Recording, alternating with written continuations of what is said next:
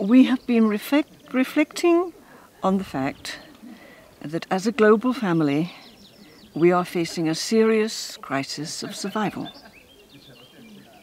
We also know that our human nature has to develop. It has to make another quantum leap in its evolution, in our evolutionary history. And we've looked at the possible directions in which that leap could be taken. Convinced that we do have a choice as to which direction we will go. We looked at 6 possible different directions, and now we're going to look in more detail at the last one. This is the direction that says the only way forward, the only way to a life of peace and integrity for the whole human family is for us to develop, as fully as we possibly can, the capacity we have for becoming aware of reality at an entirely different level of experience. We need to develop our capacity for a new mode of consciousness, sometimes called spiritual consciousness, sometimes called mystical consciousness. Spiritual consciousness because we have to become aware of the reality that is not material, that is mystery, that we have for so many centuries called God or Brahman or Allah.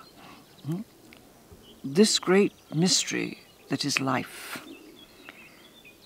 We have to become fully aware of this and develop our human capacity to do this.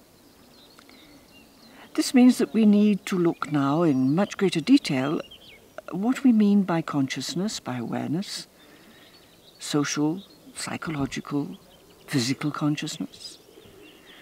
The struggle we've had all our lives to develop alternative ways of consciousness, to extend these capacities. And now to say, yes, but there is more. We can develop an innate capacity for another mode of awareness of reality, of life.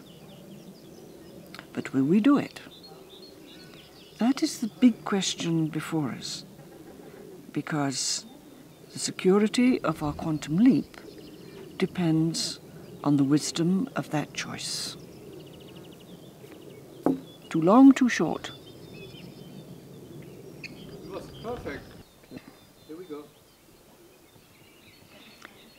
We have been reflecting on the fact that as a global family, we have reached a point of crisis of survival. And we also know that in the evolutionary process, we have reached another quantum leap. Humanity has to develop again. We have to move forward. But which way will we develop? We've been looking at least 6 alternatives. And now we want to look in greater detail at the last of these. We need to look at our capacity to experience reality from an entirely different mode of consciousness.